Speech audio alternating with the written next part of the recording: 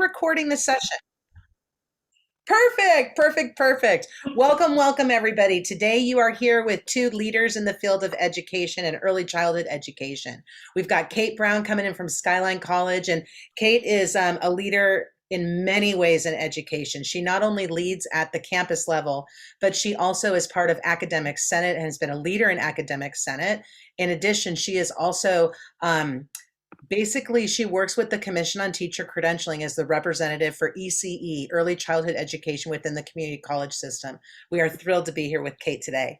And Kathleen White. Kathleen White, she is recently retired after being at San Francisco City College for well over 2 decades. I don't want to say exactly how long, hopefully over 2 decades. Okay. It's pretty good, right, Kath? That's a long time. Kathleen is an expert in our state on early care and extended care and basically doing what's right for children and families. She's highly involved in policy, and today you're going to be learning from really two true experts in the field of education and early care. So with that, welcome Kathleen and welcome Kate. We are thrilled that you are here today.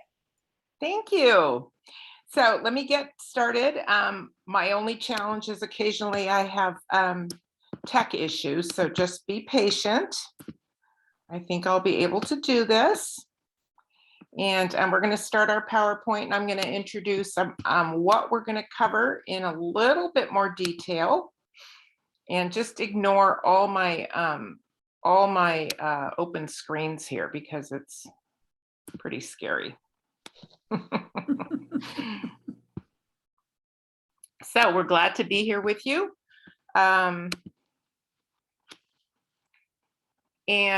Basically, we're going to be covering this topic, which is right here.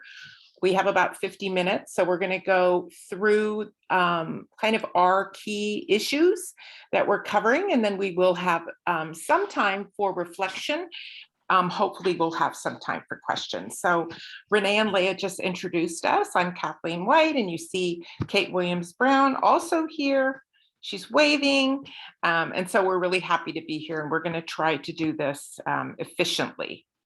So we're covering understanding, changing permits, credentials, and the ECE specialist credential, which I'm sure many of you have been hearing about and would like to know a little bit more information. I do have to say that many things are in process right now, and we're in a time of change, but we'll try to give you a preview, okay? So we're happy to be here with you. I'm going to give you a quick environmental scan around kind of where these changes are landing in our state and what we're experiencing. And those of you, I see a lot of folks on this seminar. We have many of you, I'm sure, just interested in knowing more about your own professional development. We probably have folks on the call. I did recognize, or on the Zoom, I recognize some names of folks who are working with students and counseling people who want to go into a career in ECE or universal pre-K, TK, whatever it's being called right now, or K-12. So we're at a time of change and also great need.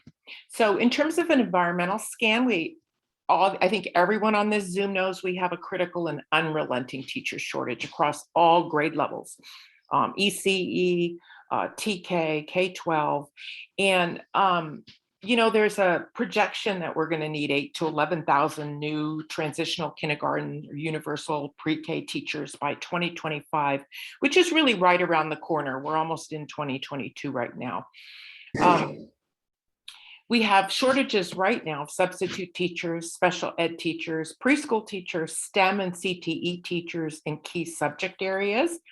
And some of you, I'm sure, have been looking at newspaper accounts. I know up here in the Bay Area, I've seen local news articles as well as national and most certainly statewide around administrators substituting in classrooms and the school secretary going in to take over as a sub. So we have a pretty critical shortage. COVID made everything worse. And right now, with this climate, we know we need in this state multiple pathways and entry points, which are driven by labor market needs and the unique challenges of our sector. We also need workforce input. So we're going to give you some ideas around how you can participate in shaping policy in this area.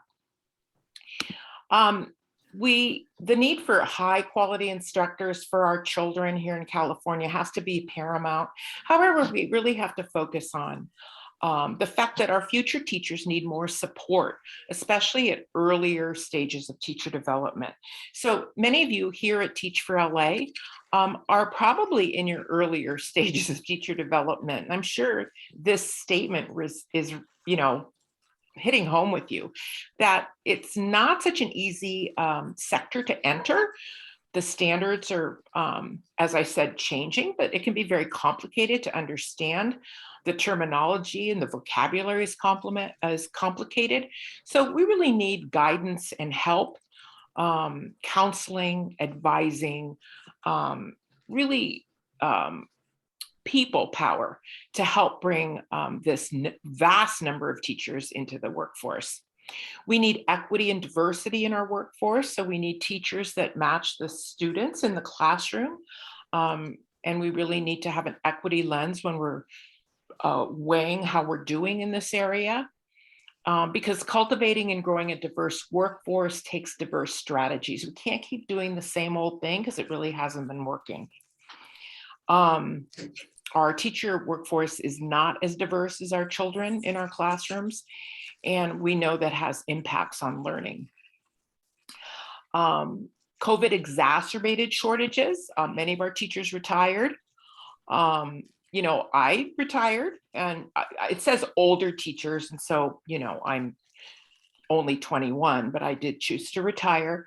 But many teachers who had health issues, who had remote instructional challenges, retired, and also teachers were caring for their own children at home.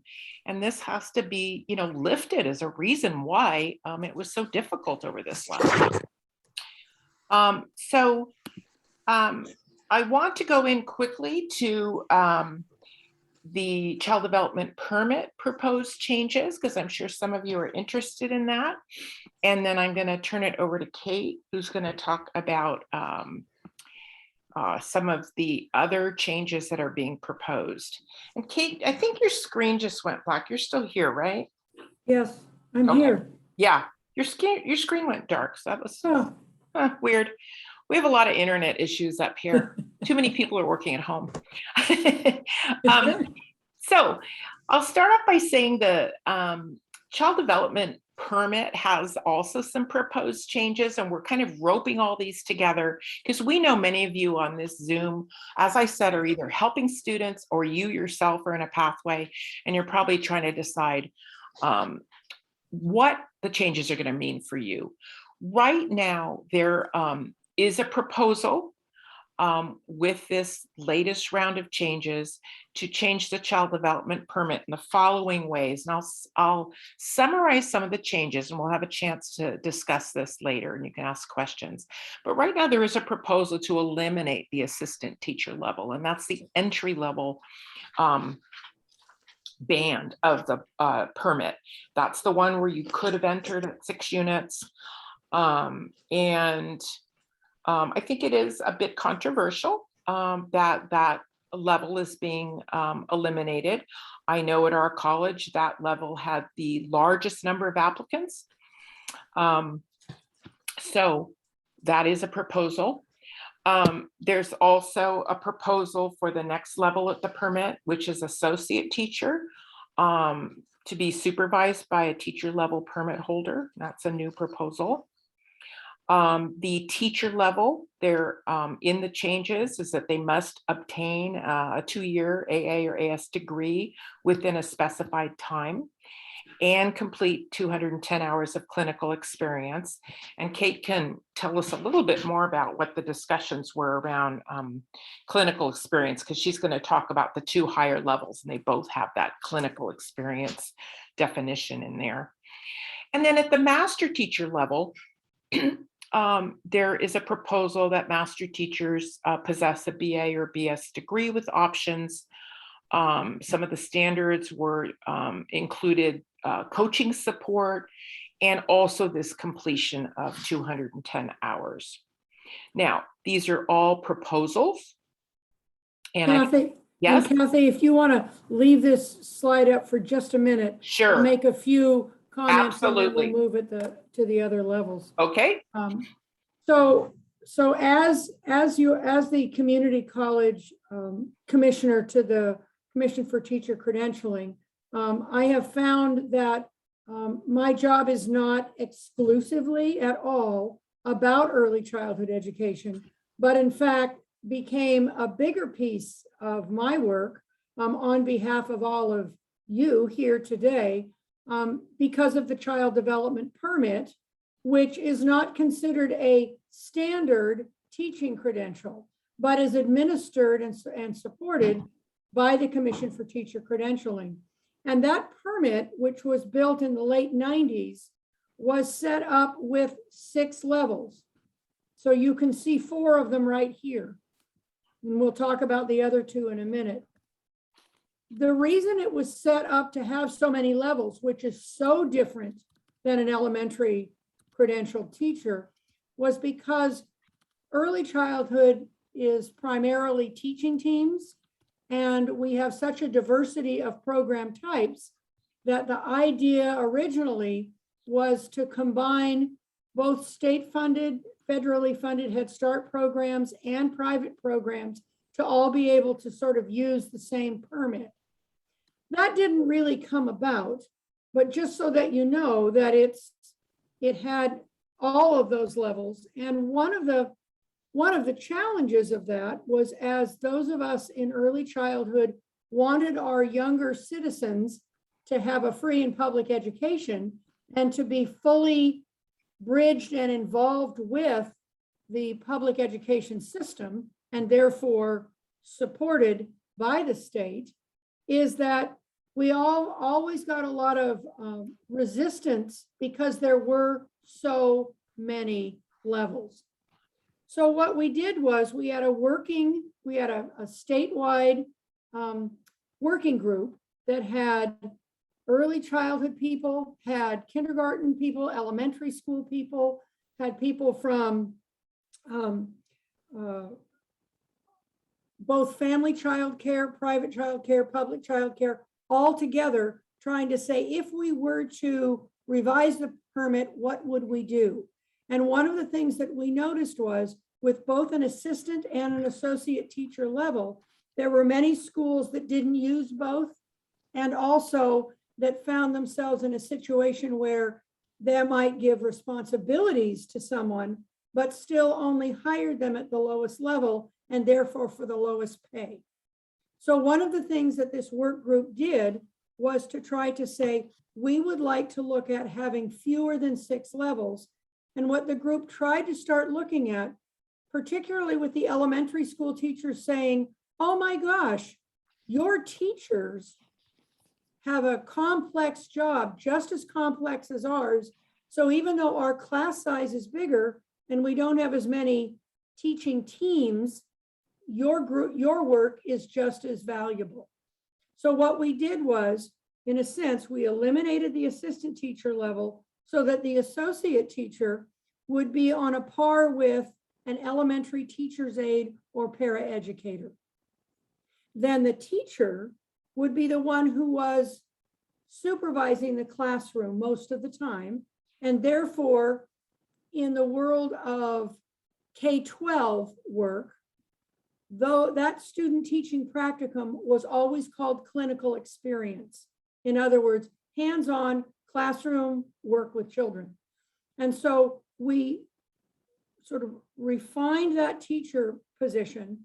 And then the elementary school teacher said, well, you know, we have a lot of teachers who supervise a classroom of teachers of their own, but they also become a mentor to people who are just getting their, just finishing their credential. And they called them mentor teachers or master teachers. So we kept that master teacher level. Still, that master teacher could be leading a classroom, but they could also be doing other kinds of work, such as coaching, mentoring, supervising beginning teachers. So what we're saying here is we're eliminating one of those levels and we're clarifying the clinical experience and the responsibility that the others would hold. Great, Finally, thank you. now we're ready for the final slide on that child development Yes, permit. thank you. And I think this is your slide, Kate, so I Yeah. will So take it away. the final thing that the work group did, and they made this recommendation, but these are proposed changes that have not been put into place yet, was to consider that the site supervisor and program director, their jobs are often very similar.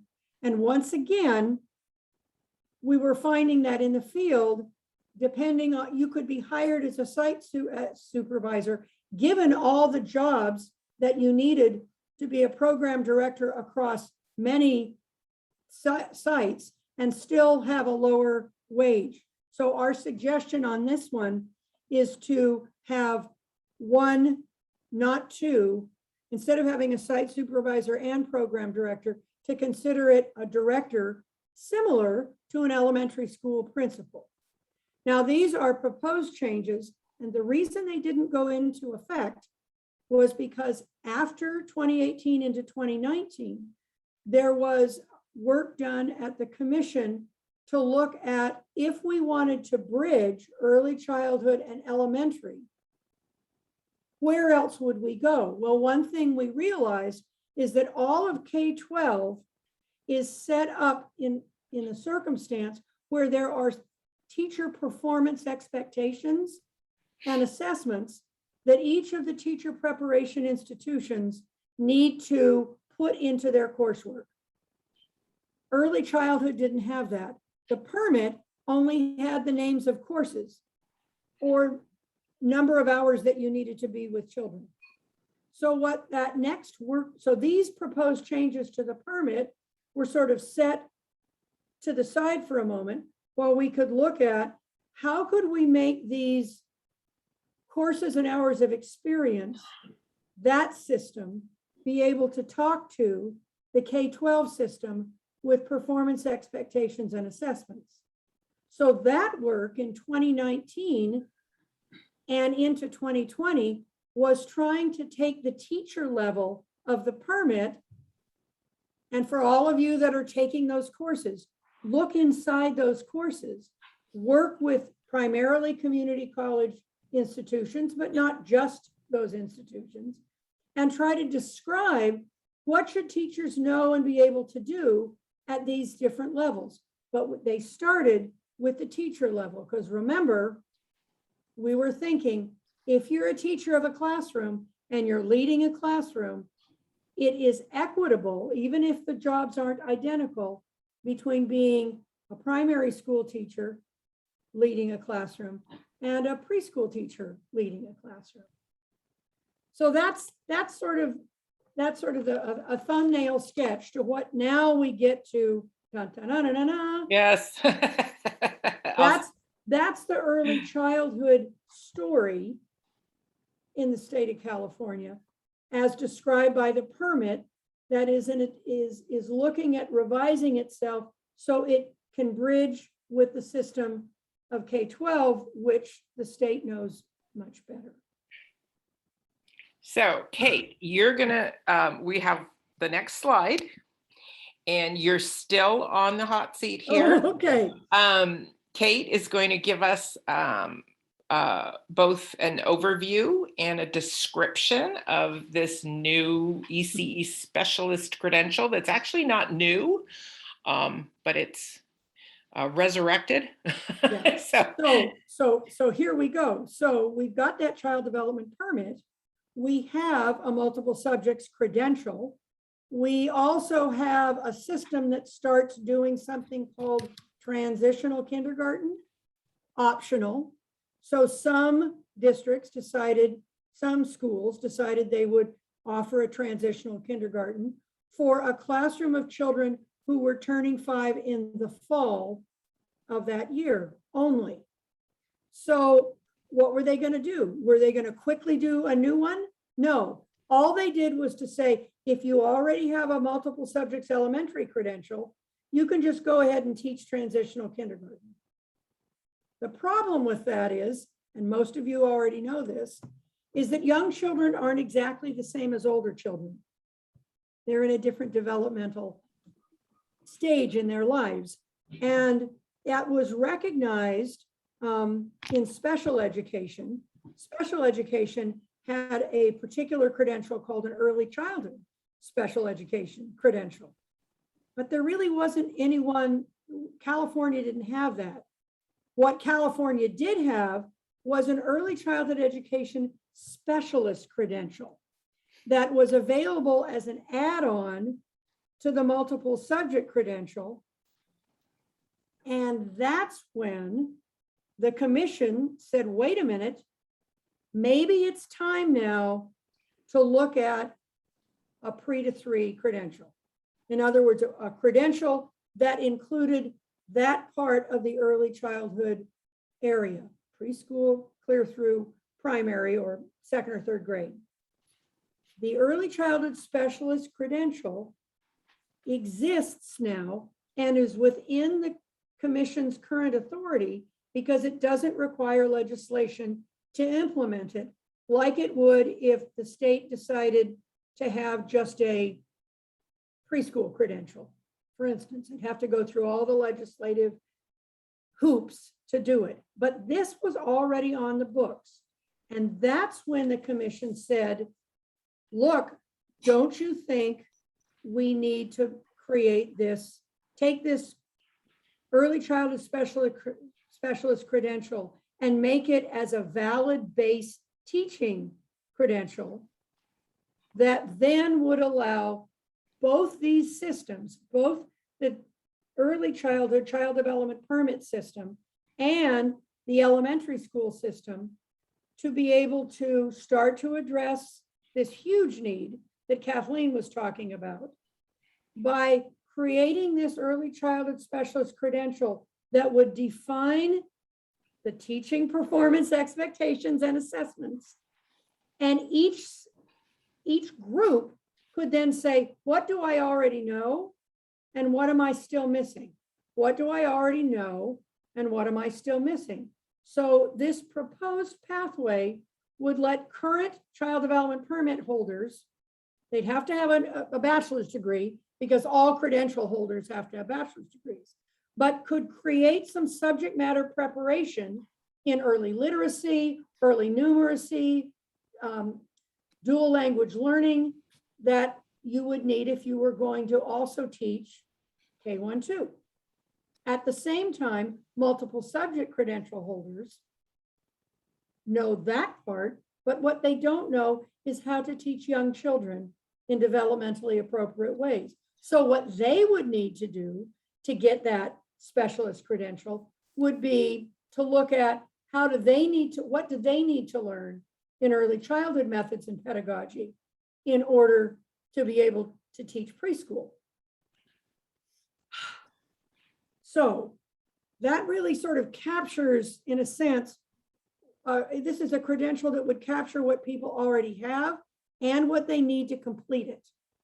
And in that regard, as the commission begins to look at this, they'll do the same things that they did about revising the child development permit when they looked at the early childhood special ed credential, in that they'll put together an advisory work group. It's being created, we're being asked to create it now, that would help kind of look at what are those skills that are needed that could then help institutions of higher education create programs that would prepare teachers for this credential. So that means there'll be an advisory work group, there'll be regional and public information sessions. And I'm really glad to be able to tell you about this, because some of you that are listening right now ought to be thinking, would you like to be on that work group? And once that work group pulls itself together and then starts looking at all of this, again, there'll be regional and public information center sessions that will then everyone will get an opportunity to weigh in. And there'll be at least 2 of us on the commission as liaison commissioners that will want to do this. Thank you, Kate. That's a That lot. was more than you needed to know, but I always Yeah. want you to know. what's Yeah. behind it. No, it helps to know kind of the conversations up at the commission. And since you're our community college representative up there, I'm glad that you've been in these conversations and kind of know the history. I think I'm going to summarize this slide by saying our current multiple subjects credential holders are going to need ECE content, and our current child development permit holders are going to need a BA with subject matter preparation. So while we have multiple entryways, pathways to teach this ECE to grade 3 cohort in our state, I want everyone on here to kind of think of what you individually are going to need to accomplish those goals. And for the folks who are helping students, just think about, you know, as we move through this and look at what these options are, what kinds of supports are you going to have to be providing to students to get them kind of the twin elements of instruction that they're going to need to meet this. I'm going to go to the next slide here. Just to summarize, as Kate said, it's an added authorization. This ECE specialist credential does not have to go, does not require additional legislation, so it's much faster. And the goal is to draw from current permit holders and current multiple subject holders. And I'm going to go to looking at proposed changes for multiple subject and single subject credential acquisition, because much changed during the pandemic. As many of you know, the testing centers and just being together to take tests halted during the COVID pandemic. So this pause on the CBEST and CSET test has, I think, led to discussions around eliminating the tests, or at least providing more options and replacing these tests with options that maybe are more user-friendly, and options that are just, I think that the workforce has been asking for a while. Yeah. So right now, CBEST and CSET tests have been paused. They were paused at the start of the pandemic, as I said, because testing was paused in person. And there is discussion to replace, for instance, the CBEST test with satisfactory completion of specific math, reading, and writing. Oh dear, and I wouldn't pass that CBEST test because I spelled college with allage. I forgot the C.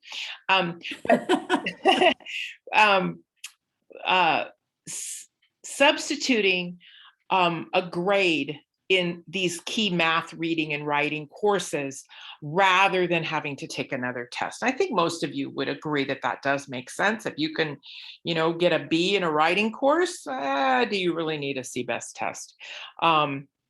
So that is right now, it's a temporary modification right now, and the commission is looking at what it would take to make this permanent.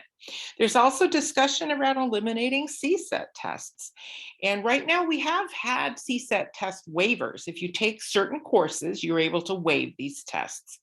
But it really expands the value of courses taken, and will allow students to actually eliminate having to take these tests.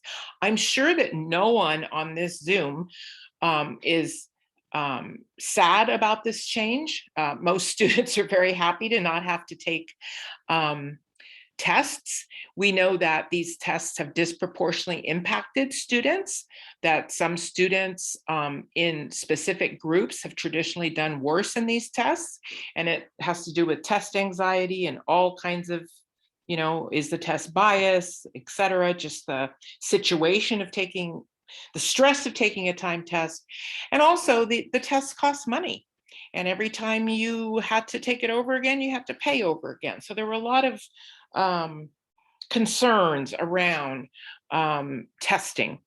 So I think this is moving through, and you will be hearing more about exactly what courses will satisfy and when this temporary pause will become permanent.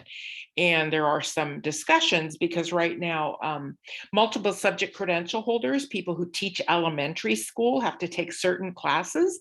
Many of them are found in liberal studies or other approved programs. So some of us want to make sure our, child development courses are counted here, that we have an ADT, a transfer degree, we want to make sure count. And so there's, all this discussion, but I think if those of you on this Zoom speak up, become part of the solution and raise your voices, I think we'll end up with something better. Most certainly the elimination of testing made me happy. And so, yes, I guess I'm a little biased. So I want to actually pose some questions, and we do have a little time. You feel free if you have a comment in the chat. I've already seen some comments around testing bias, and yes, absolutely. So I agree. Thank you if you believe that. I absolutely think in my work it's been true that some of these tests have kept some really great, promising teachers out of the classroom.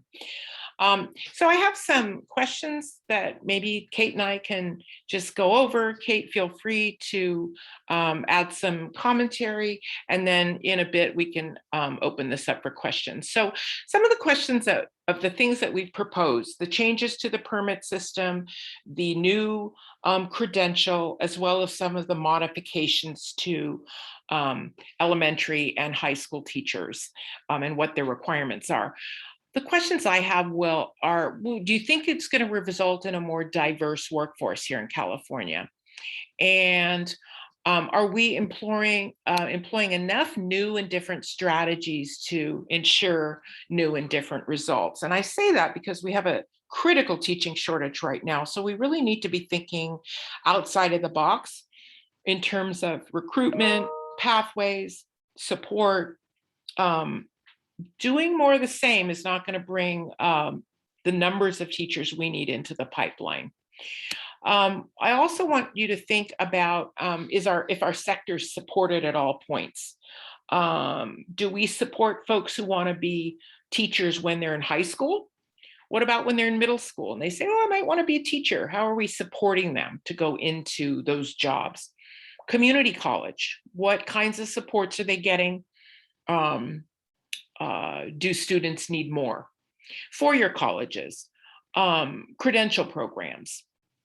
I think many of our recruitment strategies in the state have been later in a career, so at the credential program level or at the senior level in college. And my experience has, I guess, taught me that the earlier we groom future teachers, the better. So I don't think it's too wild to say we need to recruit in middle school. Can career changers, so folks who maybe during the COVID pandemic stopped out, they quit their jobs, they're ready to come back in, they did something else before. Do you think career changers can get both the support they need to understand the changes in the requirements, and can they get the counseling and advising that they need to really understand where they fit? Will this result in having additional teachers in the pipeline? And then I just want to pose one other issue, which is many of us in this sector work have been worried about what the impacts are going to be on people who teach infants and toddlers. Is it going to just strip them of all the BA holder teachers who are going to go into teaching universal preschool? I think we've also got impacts, though, on 4th and 5th grade teachers. We still need 4th and 5th grade teachers, and they won't have as many options if they don't have the qualifications for to teach in P3. So it kind of squeezes both ends with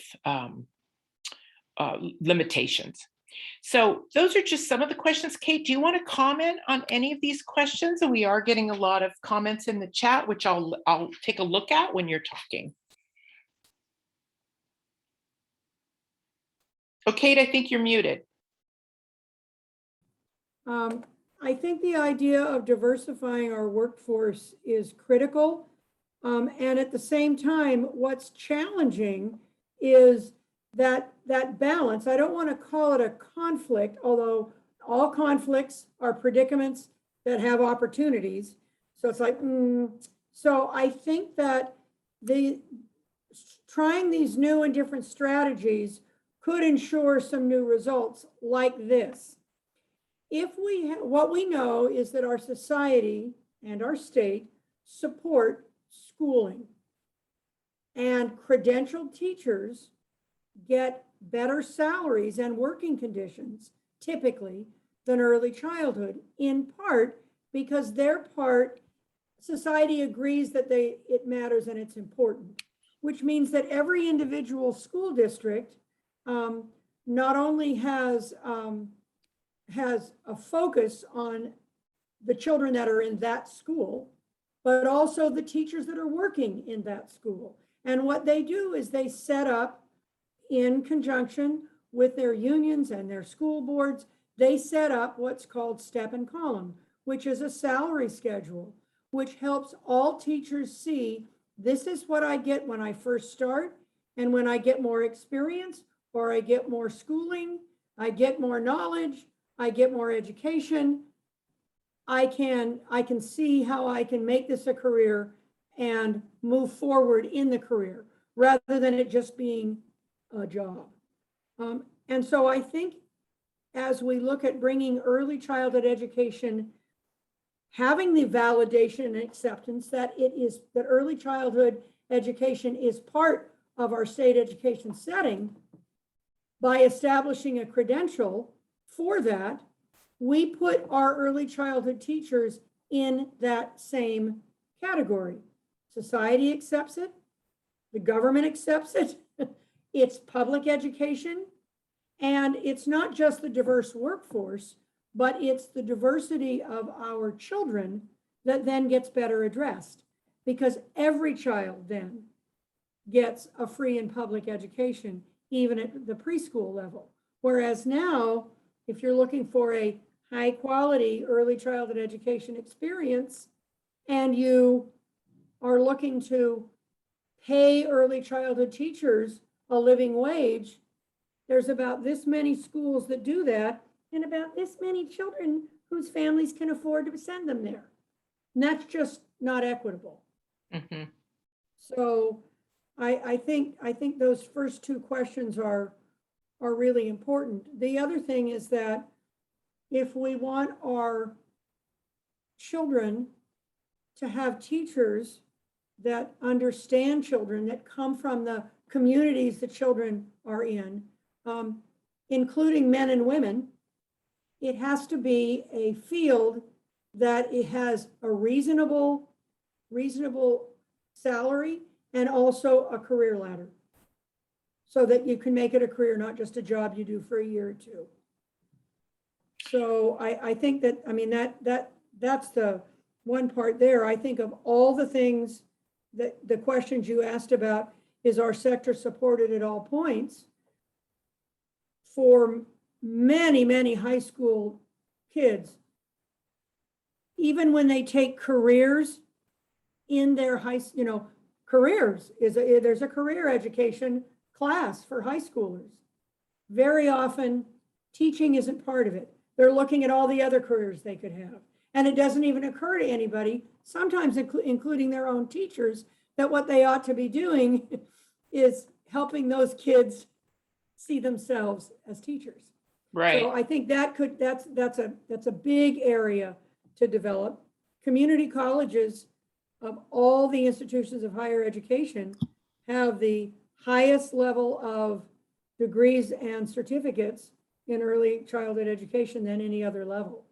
Mhm. But that's in part because I think, we don't yet have equitable standing as educators of children. That's why I'm such a supporter of creating a credential for that. Right. Thank you, Kate.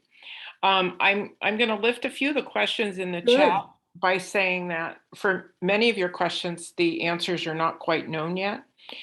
We have questions on what courses exactly would allow for test elimination or in lieu of, and that's still being discussed.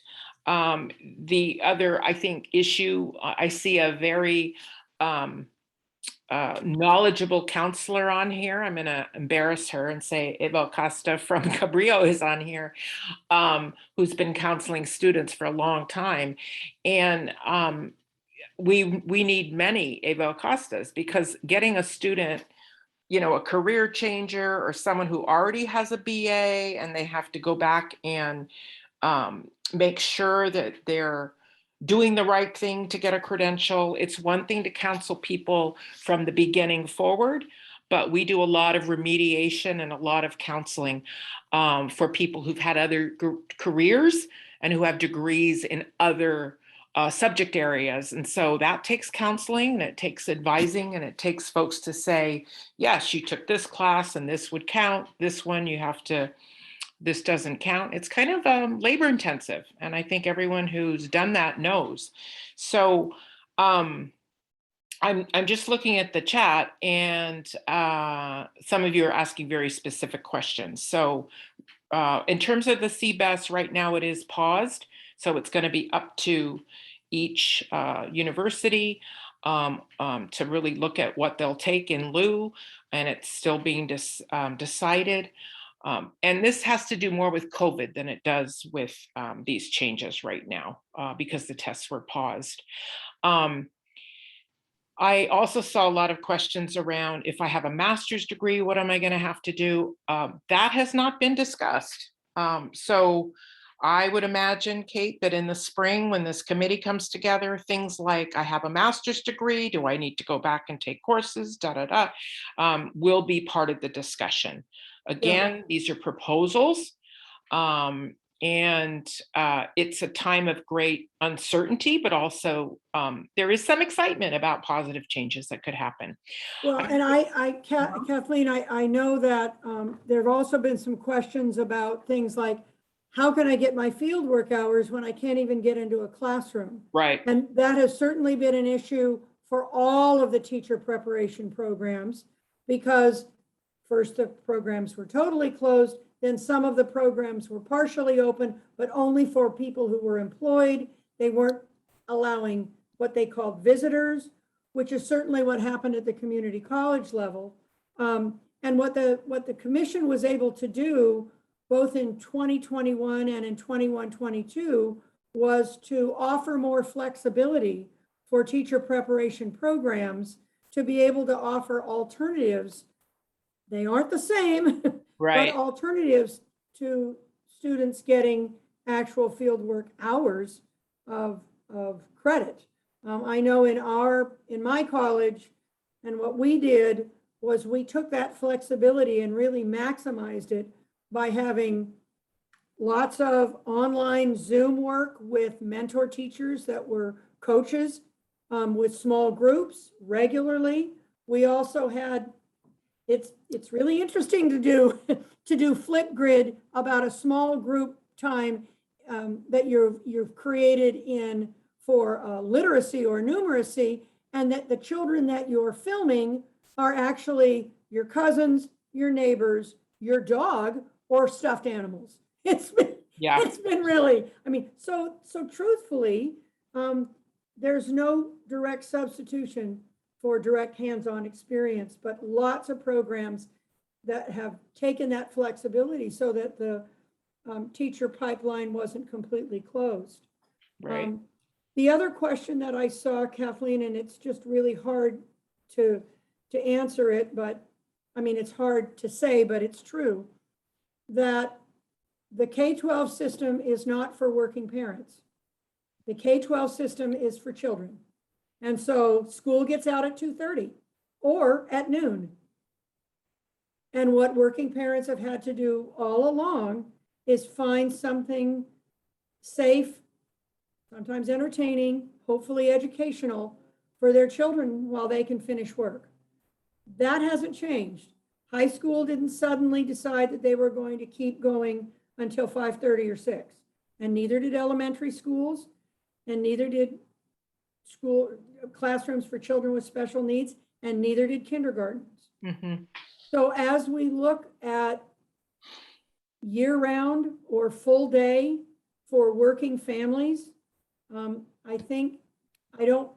wish it weren't so, but it is, that I think the state will start by supporting preschool for all, like they support kindergarten for all, like they support first grade for all, and none of it is going to be year-round and 7 a.m. to 6 p.m. Mhm. Not now. That doesn't Right. mean that can't look different. And as all of you know, that have children 5 to 18, you've always found something for them, but it's always been on you, or your school decides they'll do a school age program that's available on site that all the children who need longer care can just walk to.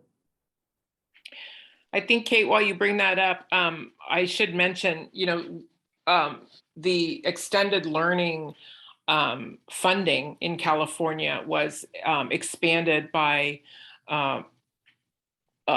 billions, actually, to ensure that more children had access to before and after school.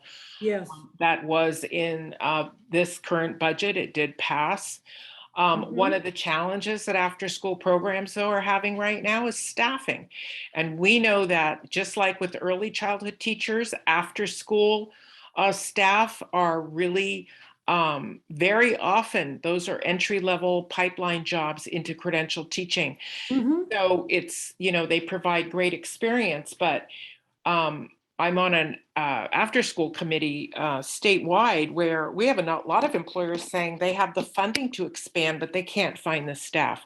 So it's kind of the same, it's another side of the same workforce shortage. And with, transitional kindergarten, universal UPK, as you said, Kate, those are part-time programs. They're not full day. So folks are still going to need before and after school Absolutely. expansion. Someone's going to have to take those jobs. And that's, really an additional question here. Are all the supportive positions for this expansion, will we find workforce for them in California?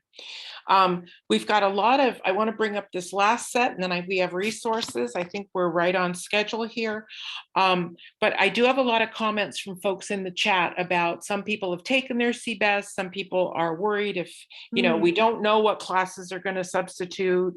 All I want to say is I'm sure, Kate, just take all this back to your CTC meeting. When the folks who are on this workforce committee are identified, give your input. I cannot imagine that it is not widely known that we have a time of great uncertainty right now, and folks are going to go ahead, they're taking tests, they're taking classes. We're going to have to find a way that whatever folks are doing gets accommodated as this shakes out. Yeah, because the whole idea about being able to find alternative pathways to demonstrating your mastery of math or reading or writing, it just makes so much sense. COVID has really pushed that up, but as someone who's been on the commission now for several years, we have regularly had people coming in questioning the appropriateness of the testing. Right. So it wasn't just COVID. Right. But I think that COVID has helped raise that up. And then each of the institutions of higher education, community college, UCs, CSUs, privates, have all had their ways in which they would decide which courses counted for what and why. And there's also been a push now from the legislature that at least the public institutions need to start working more closely together. We did that with the associate degrees for transfer, but it was an arduous, often awkward collaboration, and that will really have to be increased. You need to know that this course, and this course work. You can't be taking this course A, B, C, D, only to find out that only X, Y, Z worked. Right. I see, Renee, you have your hand up, and then we have the last 3 slides. One thing I was going to mention, Kate, I don't know if this would be a possibility, but with your position you have with the Commission on Teacher Credentialing, a lot of the webinars and information sessions that they have been rolling out about changes within CBEST, and I should say within subject matter competency and, I'm forgetting what's the other way to word it. Subject matter competency and what's the second? The waiver? General competency. Yeah. Basic competency. Right. It'd be great if CTC could have some webinars that are specifically for students that are living in it right now. Right. It's been so wonderful to have them for all the teacher prep leaders in the state so we can try to stay ahead of the curve. But it would be really great if the people who are originating the changes could offer a webinar at this point for students, where even to say, we don't know the exact at this point, but here's where we're at this minute. I think it might be helpful if they would consider doing that. I think that I would agree with you, and I'm happy to take that back to the commission. And just to be clear, the commission doesn't run the teacher preparation programs. The teacher preparation programs are run by their own institutions. So that's always been an interesting relationship. We, in a sense, we're not telling you what to do, but we'll set the guidelines so you know how to create your own. Yeah. But yes, I think you're right. And I think this issue around which courses count for which has been really complicated. It's complicated and it's not known yet. So we have a lot of folks in the chat who want concrete information, and it's just not known. So I think, that's part of being in this time of change and uncertainty. I want to go through these final questions for you to all think about. And then we have some resources for you and we can continue our discussion. So one thing to really fight for, it's a great reason why you should become active and advocate, is we also have to make sure teacher salaries at all levels are commensurate with our new demands in training and education. So this is kind of our moment. We have a shortage, everyone knows it. We had COVID, parents figured out how hard this job is. I think this is really a time to mobilize around increasing salaries. We need a more equitable system. We also need to reduce teacher turnover. And so this, whatever we come up with, needs to incentivize staying in your job and making sure that folks find a place that makes them happy. And I think what Renee and Kate, you both just really lifted, had to do with making sure we have the support staff and the counselors, the pathway guides, the credential and permit analysts that we need to support this workforce. Everyone's going to need someone to hold their hand to figure this out. This is, especially in a time of change, we need experts who can give these workshops and talk to students and troubleshoot and walk them through a pathway that makes sense. So we've really got to fight for, in our system, these supportive guides, because this is a complicated pathway. It's not cut and dry. It's not like becoming a welder, where you go in a welding apprenticeship and then you become a master welder and that's it. This is a very complicated pathway. So we need more clarity for students who are pursuing permits, credentials, and they're in the pipeline right now. And that's the anxiety I'm reading in the chat. And then I think also professionally, we need to make sure that our multiple subject teachers who were teaching third grade prior and want to teach transitional kindergarten or UPK have the ECE pedagogy they need. And I know some of us professionally are concerned with the AST and will that need to be revised? So let's see. Kathleen, I see one question that's a burning one. For somebody who's applying for a permit right now, they're wondering, should we not be applying for that assistant teacher permit? Like, is that window closed at this point? If No, somebody was applying now? No. it's not closed. And even if and when that happens, anyone who currently holds it will Right. get to keep it. Yeah. In a sense, Thank you, being Miss Kathleen. grandparented in is whatever it's called. At the same time, particularly because Bye. there may very well still be some schools that use that level as their entry level because it doesn't require as much and they can pay them less because of it. So I think if you have a permit that's still available, apply for it. There's always grandparenting in when things change. So we don't have, just like Kate said, we don't have a date where things are changing yet. So we know it's coming 2022, but we don't have a date. I wanted you to see these opportunities to get involved. Kate mentioned the credentialing work group. If you're interested, join. It is an application process. There will be public engagement sessions and regional work group recommendations in 2022. And I've also listed some professional groups that you could join to talk to others who are concerned with some of the same things that you've been mentioning in the chat. The last slide has second to last slide has a summary of some of the documents that had the information we shared kind of around permit changes, credential authorization. AB 130 has a summary document around all the changes around subject matter and testing. And then here's another article on teachers receiving waivers. And I'm going to ask Renee a question in a moment. But here is also some direct emails for folks at the CTC. They have an ECE dedicated mailbox. And so some of your questions would be very appropriate to send directly to them around some of the changes. And then permit related or credentialing questions, there you have a mailbox called credentials@ctc.ca.gov, as well as virtual office hours. And Renee, I was going to ask you, do we have a way to get this PowerPoint to everyone?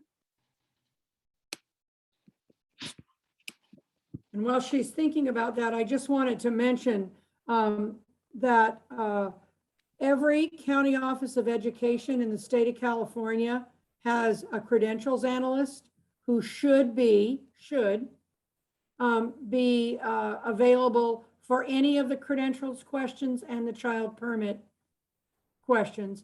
And then finally, just to underscore, yes, several people were saying, isn't it time for early childhood to be a legitimate part of the state of education? And Mary Sandy, our executive director, is very, very supportive of that happening. She actually was one of the ones that helped create the original child development permit. So with the idea that it was coming into the system. So it's nice to know that as that director, as the executive director, she has our backs. That's great. Thank you, Kate. And we're getting questions in the chat. Yes, this workshop was recorded. It will be posted on the Teach for LA site as soon as the recording is uploaded. So I don't know the time frame, probably at least a week or more. And I did just enter in the chat the link, the Google sharing link to this PowerPoint. So I just entered it. It's right there from me. So feel free to just click it, and then you'll have the whole PowerPoint with all the details, the questions, as well as some of the emails and some of the resource information. And for those of you who are from LA, which I think is a lot of you on this call, my colleague, Commissioner Michael De La Torre from LA Unified will also be on the work group. So that's pretty exciting. Great. We're really bringing a lot of people together. Great. Oh, that's good to hear. So we've got representation throughout the state. So it is 3:02. I think people are off to a different workshop. Again, I put the link to this PowerPoint here. Feel free to open it right now so you have it. And it will be shared. The video of this Zoom will be shared on the Teach for LA website. So Kate, a warm thank you from me for being my co-presenter. And thank you to Renee and Leah for the introductions. And thank you all for being here with us this afternoon. Yes, thank you. Feel free to open up that PowerPoint, you keep it. And I am getting questions about proof of attendance for the workshop. Teach for LA is sending out the certification. So Kathleen, as always, it's a pleasure to work with you. You helped me get into this field and this mentoring work, and we're still at it. We're Thank still you. at it. Yeah, Yep. And we're only 21. How did we do that? Okay, thank you so much. Have a great rest of the conference.